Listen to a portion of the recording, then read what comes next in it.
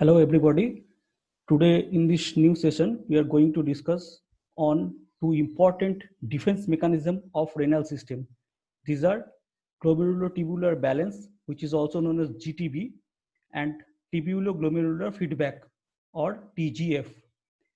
Many a times, due to some physiological condition like exercise, sleep, posture, diet, exercise, aging, our GFR will change constantly. For example, when we are sleeping, during sleep, our GFR will reduce.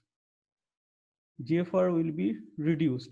And if we take protein diet, immediately after taking this protein diet, after that our GFR will be increased. So taking the protein diet, our GFR will be increased.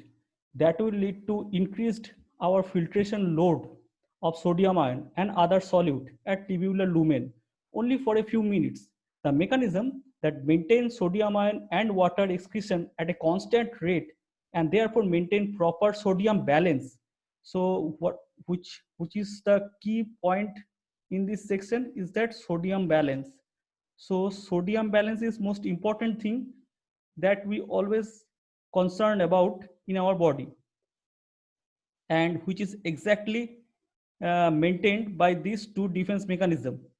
Because if there is alteration in the sodium balance, so many problem will be created, and it will be very much harmful for our body. The mechanism that maintains sodium ion and water excretion at a constant rate and therefore maintain proper sodium balance in our body, as well as extracellular fluid volume and blood pressure, is actually mediated by these two mechanisms. That means, what I mean to say, that sodium balance, on other way we can say, it actually helps to maintain our extracellular fluid volume, as well as our blood pressure will also be regulated by this balanced sodium ion in our body. So these two important factors or correlated associated factors are related with this sodium balance, which actually regulated by this glomerulotubular balance and tubuloglomerular feedback under the normal physiological circumstances. So from this note we can understand the stimulus for these two defense mechanism is the increased GFR. So stimulus are is what here? Stimulus is of course increased GFR. That means when there will be increased GFR, our two important defense mechanism will start working immediately. But the response is increased solute and water reabsorption at the proximal part of the nephron in case of glomerulotubular balance, and for TGF or tubuloglomerular feedback is the response is the normalization of the GFR.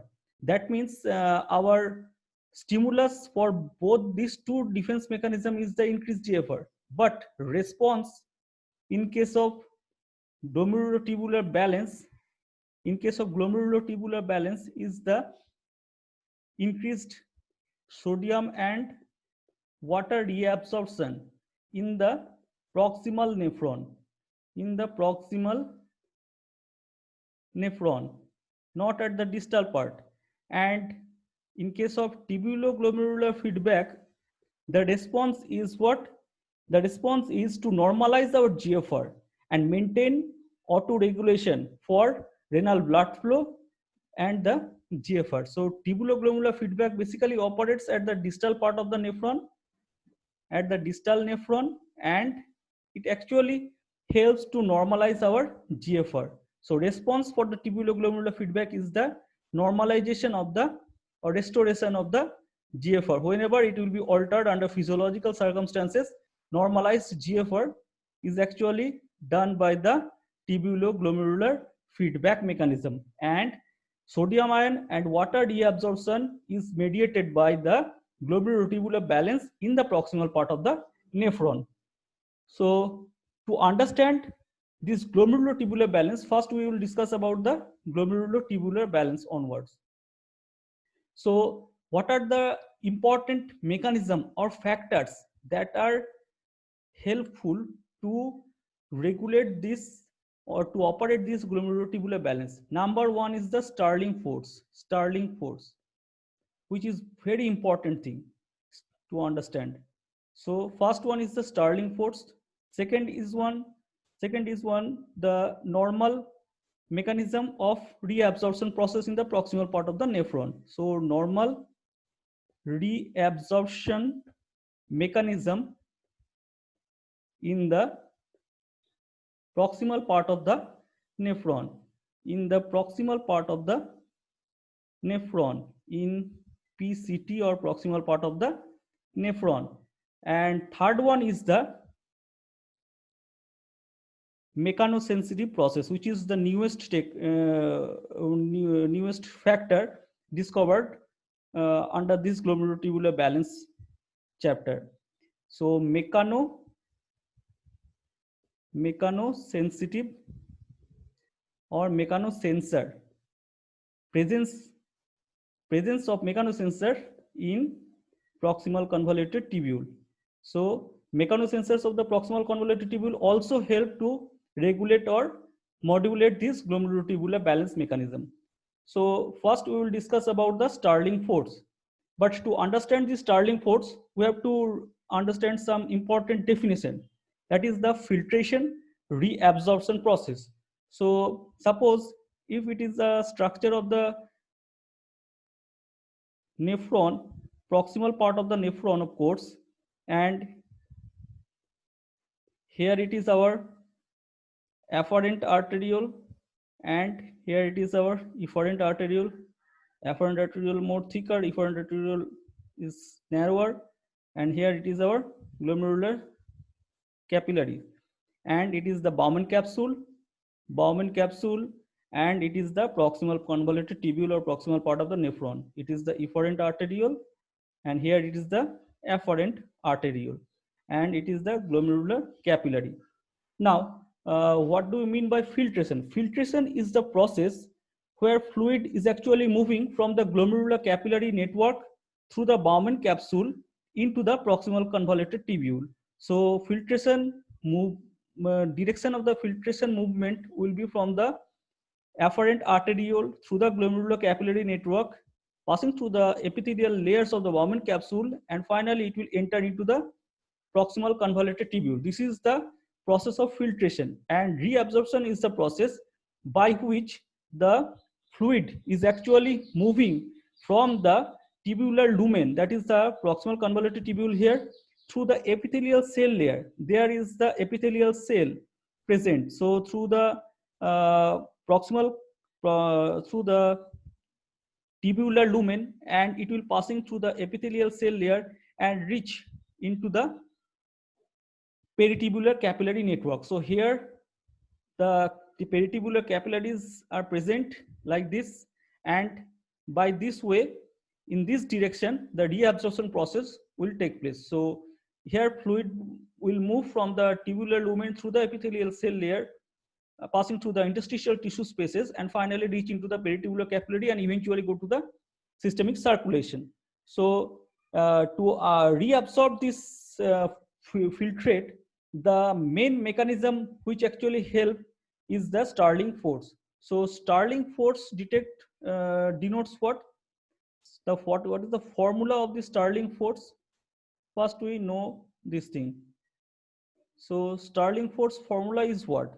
It is like that, flow, that is QF, is equal to filtration coefficient, that is the KF, into hydrostatic pressure of the glomerulocapillary minus hydrostatic pressure of the Bowman capsule, okay, minus oncotic pressure of the glomerulocapillary minus oncotic pressure of the Bowman capsule.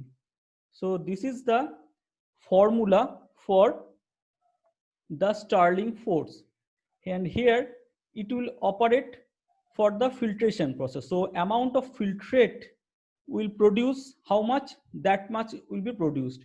Now for our reabsorption, what is the formula of this Stirling force? Here the direction of the fluid movement from the tubular lumen through the epithelial cell layer into the interstitial tissue spaces, and finally reach into the peritubular capillary. So here the Stirling force for the reabsorption mechanism. So here it is the filtration. For the filtration process, the Stirling force will be like that, and for the reabsorption, Stirling force formula will be what?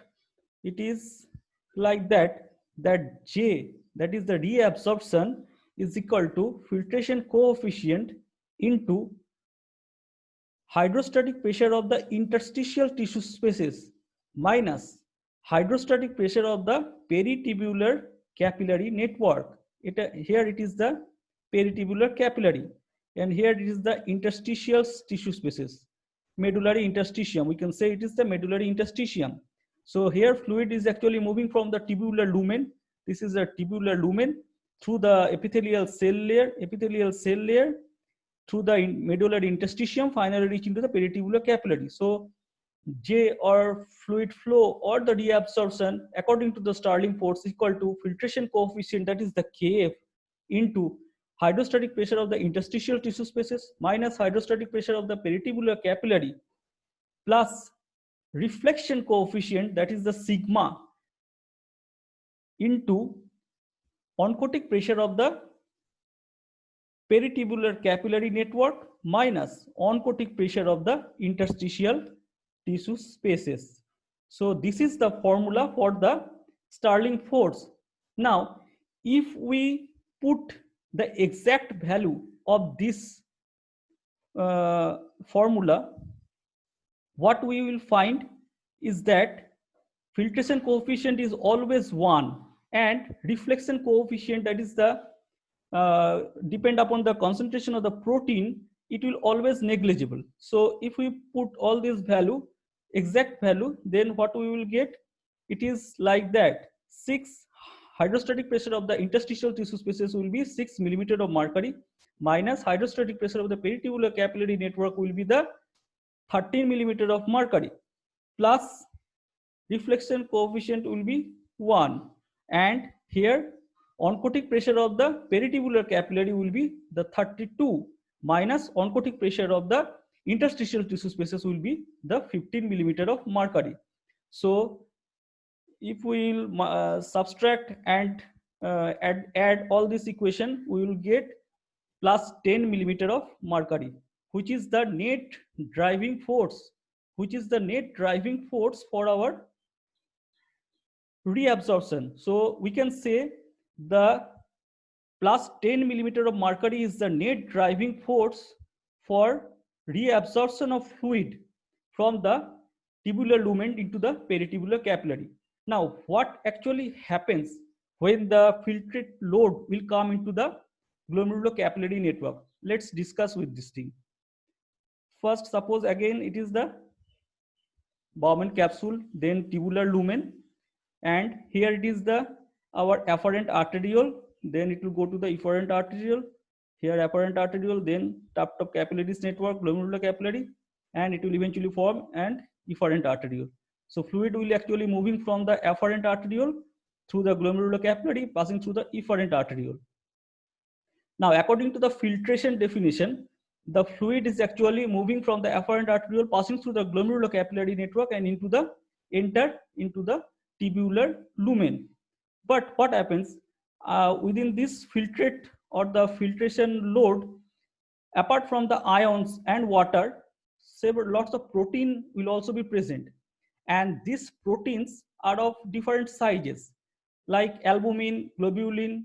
Like albumin is a small size, and the globulin size and the fibrinogen size are the larger than the albumin, and due to this reason, the globulin and the fibrinogen will not pass through the Bowman capsule epithelial cell layer, and as a result of this, the larger size protein molecule will eventually come into the efferent arteriole. This is the one reason. Another reason is that all the proteins are negatively charged, and we also know that Bowman capsule epithelial cell layer, due to the presence of sialoglycoproteins, proteoglycans, it will make the membrane more negative. due to this negativity of this Bowman epithelial cell membrane, the proteins which are also negatively charged will be repelled from this cell layer, and eventually it will come into the efferent arteriole and finally reach into the peritubular capillary network. That means, what are the important factors by which the proteins will reach into the peritubular capillary network more?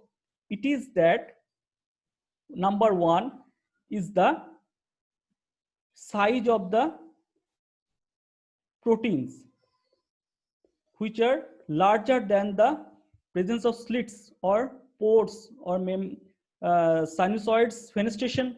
These are the fenestration capillaries. So capillaries size, pore size is smaller than the protein size. That's why protein cannot pass or filtered through the Bowman cell layer. And number two, proteins are negatively charged. Negatively charged proteins. So negatively charged proteins will repel by this negatively charged cell membrane, and as a result of this, lots of protein will reach into the peritubular capillary network. That's why in our previous equation we state that the oncotic pressure of the peritubular capillary will be 32. Why? Because as the formula states, for the reabsorption according to the Stirling force is equal to J equal to K filtration coefficient into hydrostatic pressure of the interstitial tissue spaces minus hydrostatic pressure of the peritubular capillary plus reflection coefficient sigma into oncotic pressure of the peritubular capillary minus oncotic pressure of the interstitial tissue spaces. And due to these two reasons, as more amount of protein will reach into the peritubular capillary network, more amount of protein will reach into this peritubular capillary network. Here, due to this reason, the oncotic pressure of the peritubular capillary will be more, that is the 32 millimeter of mercury, and oncotic pressure of the interstitial tissue spaces at that time will be the 15. And here the amount, the pressure is always fixed, that under normal circumstances, of course, this is a 6 minus 13. It is worth repeating because this is the main reason for this glomerulotubular balance, and as a result of this we are getting the net driving force, that is the 10 millimeter of mercury, and this is known as the Stirling force, by which fluid is actually passing from the tubular lumen through the interstitial tissue spaces and finally reach into the peritubular capillary network for this net driving force. So this is all about our Stirling force. This is the one factor by which this glomerulotubular balance operate in the proximal part of the nephron. The next important factor is that normal reabsorption mechanism of the sodium, water, and the other ions from the proximal part of the nephron. Mainly, as we are concerned about the sodium ion balance. So, how sodium will actually reabsorb from the proximal part of the nephron? Number one is that sodium hydrogen ion exchanger is present. So, sodium hydrogen ion exchanger, anion exchanger, is that important factor by which sodium will be reabsorbed from the tubular lumen into the epithelial cell layer. And number two is that sodium bicarbonate co-transporter. Sodium bicarbonate co-transporter. So one molecule of sodium ion and 3 molecule of the bicarbonate will be reabsorbed simultaneously. This is a secondary active transport mechanism which is known as NBC1. So these are the two important channels present in the tubular lumen cell membrane or the apical cell layer, apical site, tubular lumen cell membrane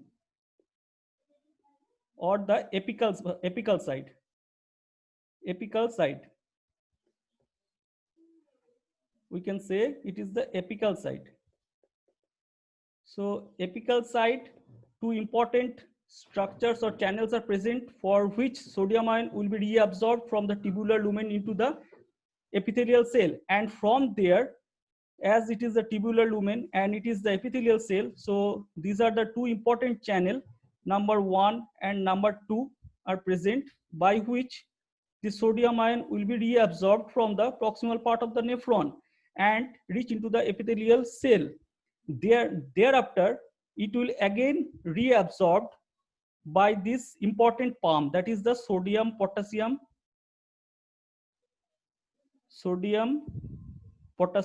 ATPase. So by which this sodium ion will be reabsorbed eventually into the interstitial tissue spaces and finally into the peritubular capillary network. As we know that sodium is very much osmotically active agent, sodium ion is very much osmotically active agent,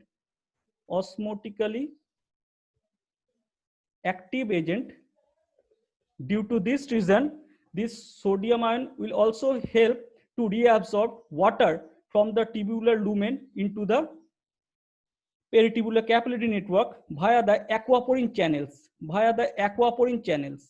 So this sodium ion, along with the sodium ion, water will also reabsorbed not by this two pump but by the aquaporin channels. So here is the channel present is the aquaporins.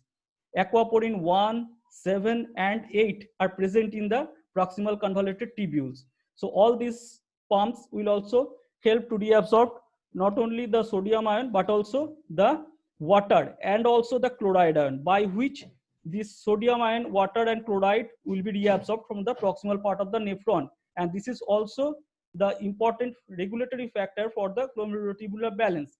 And third, the recently discovered mechanism for this glomerulotubular balance is the mechanosensor, which are present in the proximal part of the nephron. What is that? Suppose it is our proximal part of the nephron, and when there will be increased GFR, the fluid will move or passing through the tubular lumen in the proximal part of the nephron very rapidly. So the tubular fluid flow rate will be very high,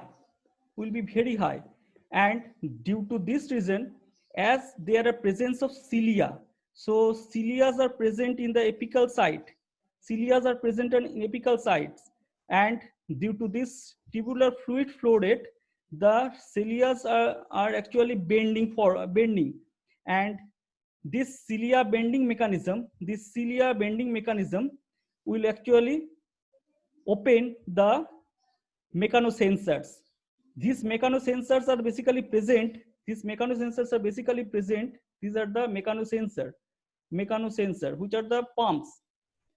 These mechanosensors are basically present not only in the proximal convoluted tubule, but also you can find this mechanosensor in our hair cells. So hair cells in our inner ear, these mechanosensors are present, and this mechanosensor will actually open by this movement of the cilia, due to increased tubular fluid flow rate. And due to this reason, the large molecular weight ions like calcium ion and the phosphate, they are basically reabsorbed by these mechanosensors or mechanosensitive channels, and by this way the load of the ions as well as water will be reduced from the proximal convoluted tubule, and eventually less amount of ions and the water will reach into the distal part of the nephron, which has lesser capacity for the reabsorption process of these ions. And if it will not operate properly, eventually lots of sodium ion, water and other ions will reach into the distal part of the nephron, and it will be devastating for our body. So these are the three important mechanisms by which the glomerulotubular balance actually operate in the proximal part of the nephron. Again, to summarize, one is the Stirling force, where the net driving force will be the 10 millimeter of mercury under normal circumstances. Second one is the normal reabsorption mechanism of the sodium ion and water, and the chloride ions. Here for the sodium ion, the normal mechanisms are sodium ion, hydrogen ion exchanger, anion exchanger 1. Second one is the sodium bicarbonate co-transporter, sodium glucose co-transporter, SGLT2 is present in the proximal part of the proximal convoluted tubule, and SGLT1 is present in the distal part of the proximal convoluted tubule. All these channels or pumps will actually help to reabsorb sodium ion, and sodium ion, as it is the osmotically active agent, it will also help to reabsorb water and chloride also.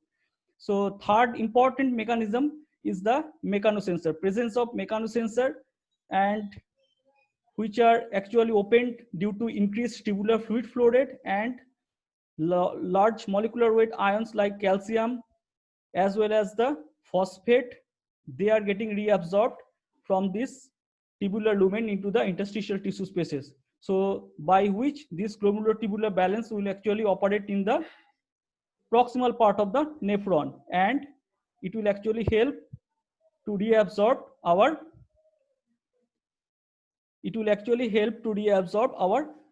sodium ion and water, and decrease the maximum load of the sodium ion and water into the proximal part of the nephron.